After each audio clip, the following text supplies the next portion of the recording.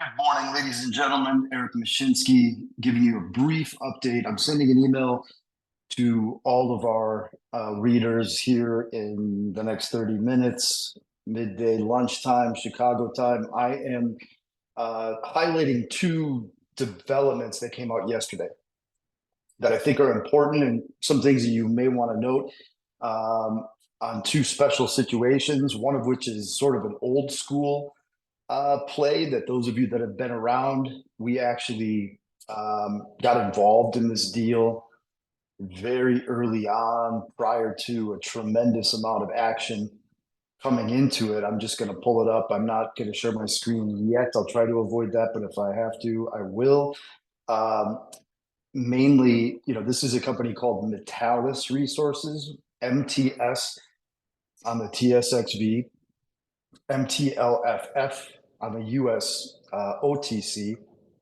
And we saw, if you want to do it yourself, you can pull up a chart. I'll do this at the end, actually, when I go through the Metallis update, because I do want to share a screen with regard to this project that they've got that came out with some very interesting results yesterday. So I'll get into that in a second. Why don't I go through Phenom first and the news really quickly. I'm just going to make a few comments because those of you that can read and have read Phenom Resources, again, for those of you that are here for a while, chances are by now either you own this alongside of me or you don't.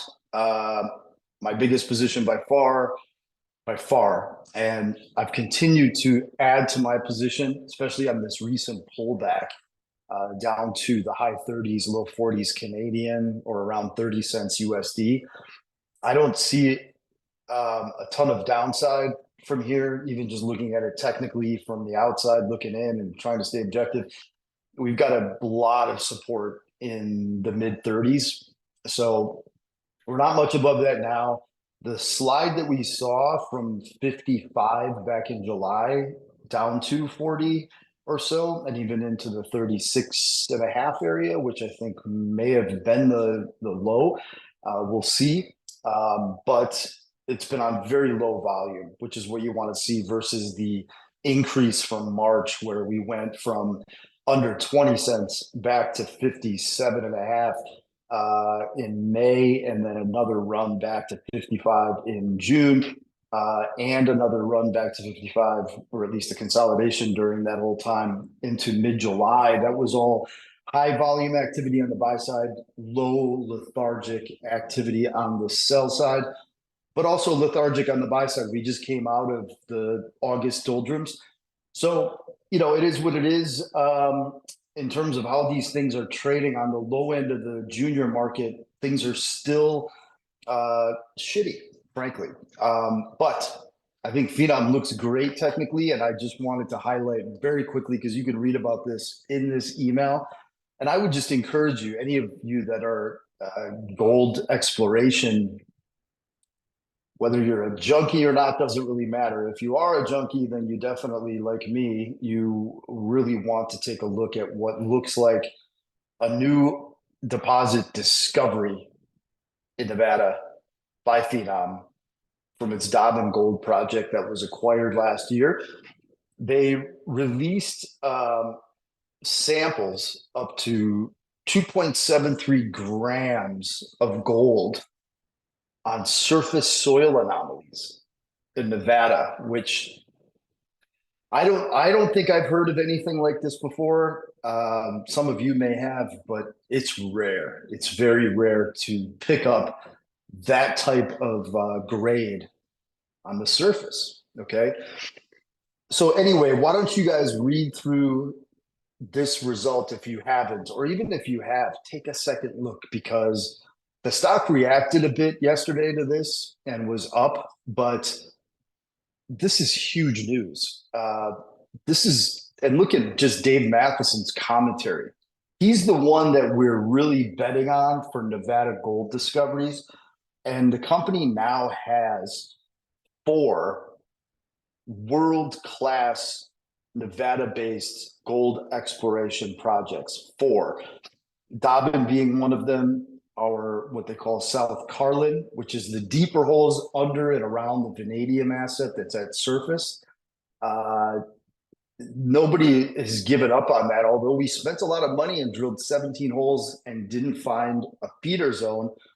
Dave is still convinced there's a massive gold Carlin trend system under there deep, but that can get really expensive. But so regardless, we wanted to, over the last 18 months, I encourage them, like, look, guys, let's build out the best portfolio we can with gold exploration in this bad environment.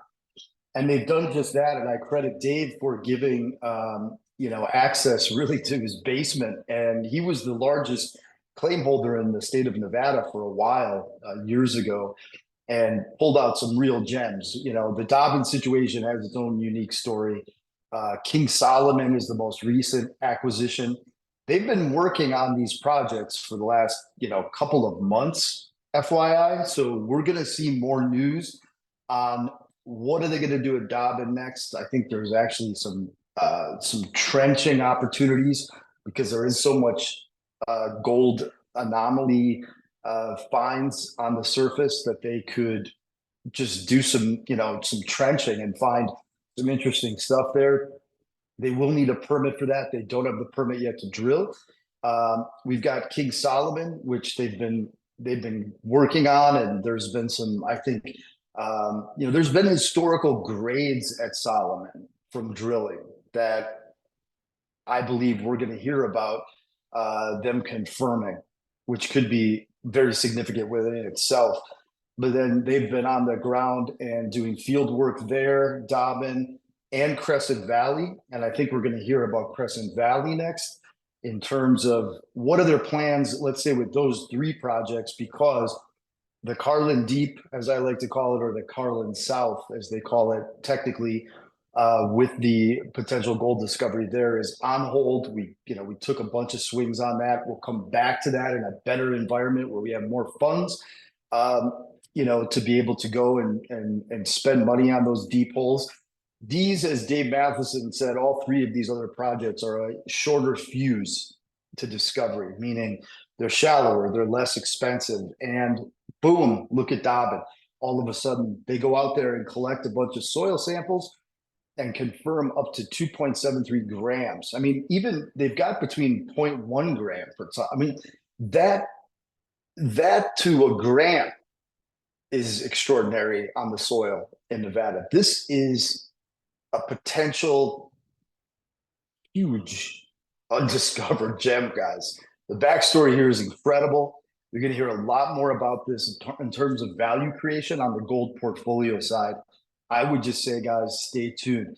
There's a ton of things that they've been working on, including some massive potential stuff on the vanadium side. We'll see what the timing is of these things that start to come out, but I expect a busy fall and winter in terms of news from Phenom ramping up as of yesterday's news on forward.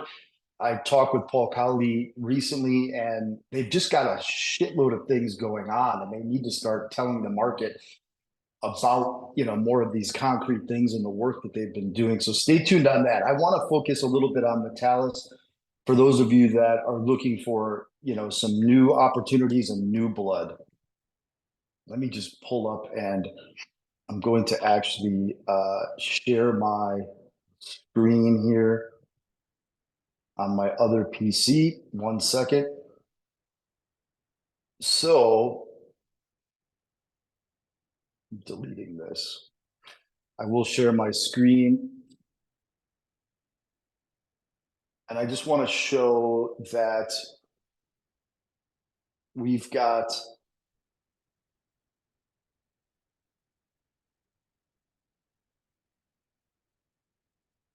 here we go. 1 second.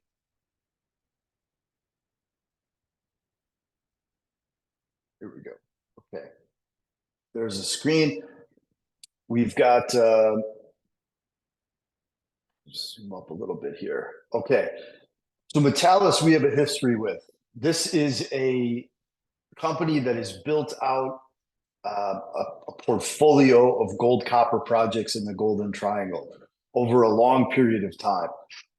For those of you that were around, this will bring back memories.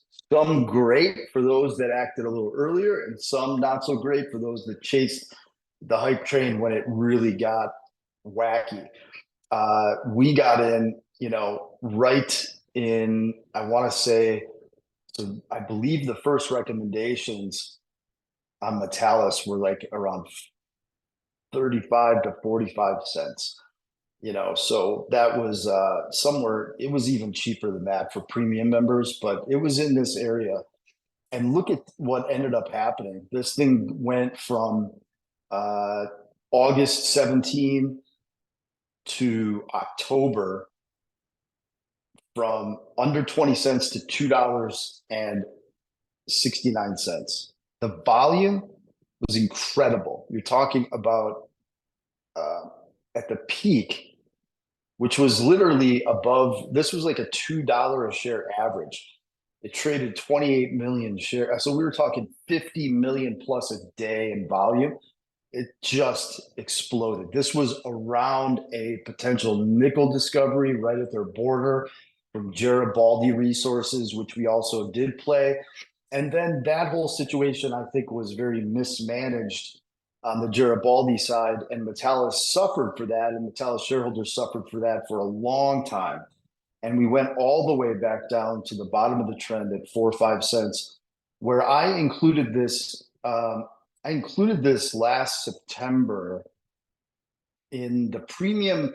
The premium members have one thing that is called a junior venture capitalization model portfolio. And the qualifications there are a sub $5 million US market capitalization, real assets, real management, good capital structure, and they're solvent. And I picked the cream of the crop that I own a ton of in a lot of those names. And so I highlighted Metallis in that list last fall at 4.5 cents. So that was one of them. Some of the other ones have gone. They've just continued to drift, and there are some incredible values in that portfolio. So those of you that want to get access to that, just sign up for the premium membership. I think right now there is something going on with a paradox and a dichotomy of we've got new highs on, and I just wanted to show that action in that chart, but you've got GDX, which is most of the larger producers trading near highs that we haven't seen since 2022. I think it's going to break because we have very big profitability in a lot of the blue chips that are producing. And so those have steadily climbed and gone to new highs, whereas the junior exploration companies have continued to stay dead in en masse. And that can include, it doesn't matter if it's gold, it's nickel, it's copper.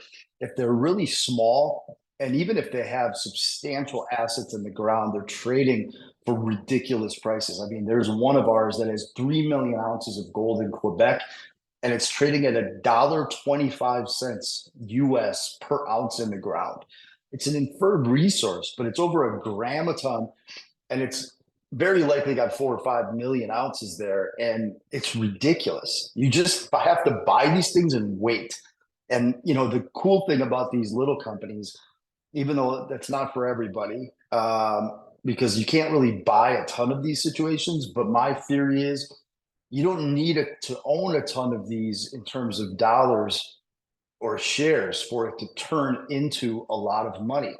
These are going to be binary type of outcomes. And we've already suffered the one side of the binary, which is some of my positions that are the largest in the model portfolio that are my favorites. I'm down 40, 50% on paper. And I've continued to buy, and I'm not worried about them whatsoever because I know they're going to have their day in the sun, and it could be a long, big day in the sun, or it could be a brief piece of activity that goes and flows down to the more speculative names. And just like that, though, I'll be up 50 to 200%, and then it's a question of scaling out of some of the risk if I own too much of those that I had to continue to buy to bring my costs down and wanted to opportunistically add to those positions. I'll responsibly shave off some risk, likely get all of my principal risk and then some out in the earlier phases of any sort of a big run in those names, and then leaving tranches on the books for 20, 30, 50 times my money, which we've done it here plenty of times before, and it's going to happen again, especially from an environment like this. Onto Metallis. Metallis, very briefly, they acquired a very interesting project in Idaho, the Greyhound project last year. Let me get rid of this. Some interesting tidbits about Metallis that I really am confident in that they've done that is different than many of these companies. No rollback since listing in 2013. There's only 70 million. I think they might have a little bit more than that right now. I'm not sure. I'm not going to check and screw this up. Yes, I will. They might have a little bit more than that out, but it's not much. And so Fiore Alaperte, CEO, he has been very responsible. Nope, still 68 million. So this was, okay, this is just July.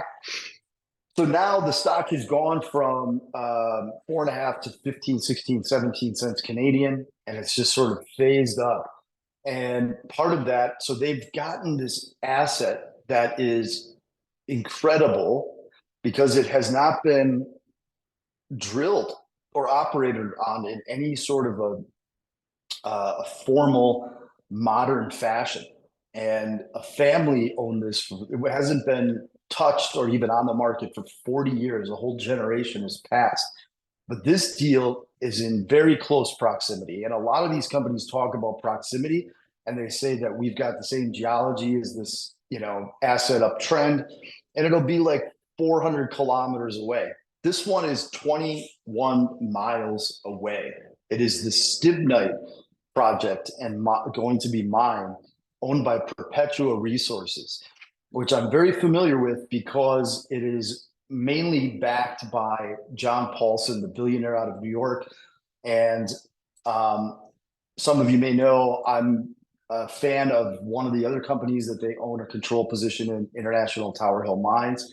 And I've been in touch with them over the years. I actually recommended Perpetua when it was called Midas Gold back at 70 some cents Canadian.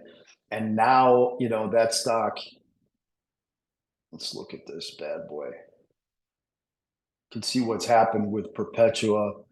And so, I mean, I'm talking, we went back, this was like 2020. And I think they may have done a rollback. They must have actually. But anyway, I believe we got in right here, and then it just exploded. And we had it was more than a double to a triple for premium members in a week. And they knew that I was covering it. So I've got a relationship with those guys, but they've continued to plow on with Perpetua. And now they've got a 5 million ounce gold deposit in Idaho, 21 miles away. But the big play here, guys, is not the same old gold. Now, Perpetua, let me just give you an idea here. Perpetua has, this is Canadian, it's a 700, and actually this doesn't include the move today. So it's a 750 million, because the stock is up $1.42. So this is almost an 800 million Canadian company. And what I do want to focus on, though, on this daily chart right here. So you look at this area. So what happened here that this spiked from $9 to $12.50 and added over $300 million Canadian in market cap violently with huge volume just 2 weeks ago? China limited exports on a critical mineral called antimony. Antimony, its actual name is stibnite on the periodic table, and that's what the name of their project is, stibnite. But and that's where they have a substantial antimony asset. It's 21 miles away from Metallis's Greyhound asset. They have an enormous gold deposit that's much more advanced. But this move, this is what I want to point out. This move is no coincidence that this was antimony related. At least 70% of the move was antimony related. Gold stocks didn't fly this much. There was no news out from Perpetua about the gold in this timeline. I mean, it was over a few day period, 300 plus million Canadian added in their market cap. Pulled back, but went right back up. And I think this is going to continue to bring a lot of attention to the fact that antimony is a critical mineral for war. Everything from ammunition to infrared missiles. Antimony is a big problem for the US and Canada because you hear this all the time. Like China has truly locked up a tremendous amount of the critical minerals in the world, in the supply chains that we rely on, that they have a huge advantage. Vanadium is one of those. So FYI with Phenom, which I think one of the things that very well will occur with vanadium is it will be added to the critical mineral list, which will be a big deal for it in the next, call it in the next year, year and a half. But stibnite's very critical, and we don't have any production here. And there's very few assets that have been developed. So you've got Perpetua with a 0.06 gram per ton antimony byproduct on the gold. What did that do? That gave them $60 million in grants from the US government for their permitting expedition. And then a commitment again of $1.8 billion in loans from the US government to build the mine and expedite this whole process. That's how important antimony is. And a lot of this fell into place in the last less than 12 months or 12 months or less. But the clear thing here is that the federal government in the United States, I don't think they're that interested in their gold, even though that's a big reason why this has an underlying asset value. 5 million ounces of gold is no joke, and it is good grade and it's advanced, and it will help to make the antimony production what it will be, actually getting it in the hands of the government and the military in the United States. It's a key asset. Just so happens that Metalis goes ahead and with this Greyhound property, I mean, look, I'm just going to show you a couple of tidbits here that are ridiculous. This asset was producing extremely high grade gold and silver over 100 years ago. And look at this. You can't really see here. I'm going to try to increase this a little bit. The Bulldog section, the Bulldog mine in the area of the Greyhound, 35,226 grams of gold, 128,250 grams of silver in grab samples. That means this shit was laying in clumps on the surface. Talk about money printing and ease of wealth. Whoever was there at that time, and these guys actually dug up some really deep pictures of this mine. These are the miners back in the day, and there were newspaper clippings. You can't take these things to the bank, but it is very relevant, to just kind of get a feel for how rich this gold and silver mine was and still could be.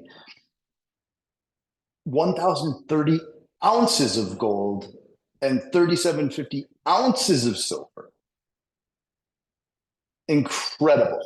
So anyway, this is a massive gold silver prospect from Metallis. And I think we're going to hear something in the next, maybe week as it pertains to what they did with the work with the assays on their initial field program that they started a couple of months ago. But what I want to focus on here is the uniqueness of this antimony. Antimony is defined as a critical mineral. So 0.06 grams, remember, is the average grade of the stibnite Perpetua project. They have had historic sampling and mining of 1 to 4% antimony grades. Okay. Here's what Metallis just released yesterday to relative crickets. I mean, is anybody freaking paying attention out there? Is anybody paying attention? You had them release significant antimony results before they released the gold silver assays, which I'm sure they either have or is coming very, very soon. They had initial rock samples. This is fresh. This isn't historic anymore, relying on historic readings from over 100 years ago or newspaper clippings. This is today over 1% antimony, and in fact,